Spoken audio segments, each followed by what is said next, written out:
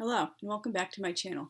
Today for Spooktober, I'm wearing some green lipstick from NYX and some purple glittery eyeshadow for Spooktober. So hopefully you like my spooky look. Today I'm doing two different vlogs. First I'm doing how Il Convivio became La Commedia, which I wrote recently on my blog. It's another Dantean post, and the vlog I'll be recording after this will be reviewing this book, which I also recently read and recorded on my blog. So this post I wrote about the Il Convivio, which it was a book Dante was writing and never finished, and became the Divine Comedy. I wrote this in August. So the book Il Convivio, which means the banquet, is an unfinished book Dante wrote from about 1304 to 1307. Its title refers to the banquet of human knowledge contained within, which he intended as an encyclopedia similar to those written by his dear mentor Brunetta Latini, Les Livres du Trésor and Il Tesoretto. The first part serves as a general intro, and the next three parts each have a long poem followed by a commentary or allegorical interpretation serving as a jumping board for many different subjects such as astronomy, politics, linguistics, history, science, mathematics, nobility, virtues, philosophy, theology, and love. Unless we miraculously discover Dante's original notes for the Divine Comedy with dates, and or a secondary paper trail like letters or journal entries, we'll probably never know when exactly he began composing his magnum opus. However, some scholars believe he may have been working on it as early as 1304, or even started it before his exile and resumed writing after Good Samaritan reunited him with those precious pages. In the latter theory, I think it has its origins with Giovanni Boccaccio's kind of like fawning, fanboyish biography. It doesn't really seem to be believed or taken seriously by too many people, and they also believe he got that idea because of certain things Dante says early in Inferno, I think Canto 7 or 8. They believe that's referring to things he was like writing before and didn't get back to until then, but some people believe that those certain lines have a different meaning and interpretation. But anyway, he may have at one point been writing Il Convivio and La Commedia simultaneously. Well, obviously, Dante ultimately abandoned Il Convivio to focus solely upon his magnum opus. Yet this unfinished book wasn't written in vain, since many of the ideas expressed therein found their way into the Commedia. Not only that, the Commedia is in many ways an extension of Il Convivio. If it were just an ordinary epic poem about the afterlife, Dante's spiritual reformation, it wouldn't be peppered with so many historical figures, astronomical calculations, geographical references, or philosophical and theological points. Dante's great-great-grandfather, Cacciaguida degli Elysei, the poem's fifth most recurring character after the Roman poet Statius, appears from cantos 15 through 17 of Paradiso and merits 550 lines.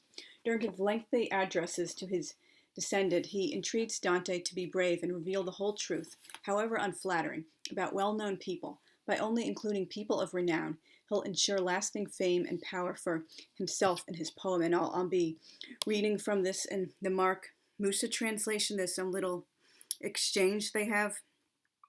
Then he said, this is in Canto 17 of Paradiso, and it starts at, I think, line, in the middle of line 94. Then he said, Son, you have my gloss of what was told you. Now you see the snares that hide behind a few years' time. No envy towards your neighbors should you bear, for you will have a future that endures, far longer than their crime and punishment.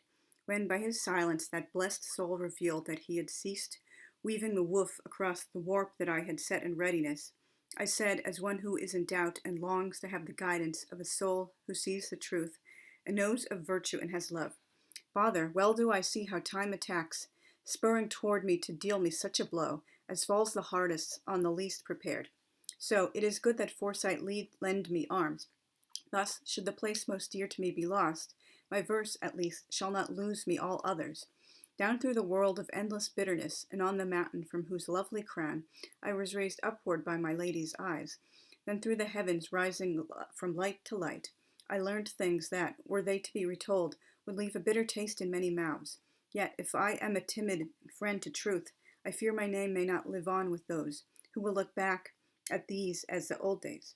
The light that was resplendent in the treasure I had found there began to flash more light, just like a golden mirror in the sun, and then replied, The conscience that is dark with shame for his own deeds or for another's may well, indeed, feel harshness in your words, Nevertheless, do not resort to lies. Let what you write reveal all you have seen, and let those men who itch scratch where it hurts. Though when your words are taken in at first, they may taste bitter, but once well digested, they will become a vital nutriment. Your cry of words will do as does the wind, striking the hardest at the highest peaks, and this will be for honor no small grounds. And so you have been shown, here in these spheres, down on the mount and in the pain-filled valley, only those souls whose names are known to fame, because the listener's mind will never trust or have faith in the kind of illustration based on the unfamiliar and obscure, or demonstration that is not outstanding. So that's, I think, one of the more well-known parts of Paradiso, Dante talking with his great-great-grandfather and being urged to only record the names of famous people, even regardless of what they might think. So getting back to the post I wrote, think about it. Would the poem have had the same impact if everyone Dante met were Guido and Gian and nobody down the street, or purely fictional characters? It was easier for his audience to grasp all these deeper lessons precisely because he used real people everyone knew, both contemporaries and important historical figures. Besides, Dante always presents this as a real story, and many people absolutely believed him. I personally am inclined to believe he experienced at least some of these things, if not maybe a larger portion in dreams or intense visions, because I personally have also done some like auto hypnosis, like putting yourself into a deep meditative trance, or hypnosis with certain like meditation you're listening to, just totally relaxing your body and like being open to the power of suggestion, like for example connecting to the akashic records, or past lives regression, things like that. And I do personally strongly believe in reincarnation, the akashic records. My spiritual beliefs are not up for question. And so, this, if you're very, highly a spiritual person, I do believe, obviously Dante was, so he possibly did experience a lot of this, in dreams and visions, and maybe doing some hypnosis kind of exercises, or what the equivalent would have been.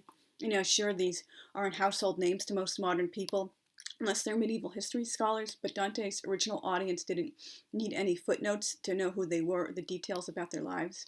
And also, his original audience was Italian, so of course he primarily used people from their native land and classical antiquity, primarily. I guess there might be a few others here and there. It wouldn't have had the same impact if the poem were peopled with Germans, Russians, Englishmen, Chinese, Turks, Egyptians, or any other group of people. In an era long before instant mass communications and easily available translations, people knew more about their own backyards than the wider world. And Dante did intend his poem first and foremost as a religious instruction manual to help other people who lost the way just as he did. But many of the components don't relate to theology at all. They're in there to finish the encyclopedic job Il Convivio started, and celebrate the banquet of all existing human knowledge. So if you have listened to the end, thank you very much. This has been one of my shorter vlogs. It also was a fairly short blog post for me too. I will be recording another vlog shortly about a review of the book Emily of Deep Valley. So if you're only interested in my Dantean content or classic world literature, you don't have to watch it if you don't want. But I did really enjoy this book, which I read recently. And thank you very much for subscribing and listening to my content. See you very soon. Thanks. Bye.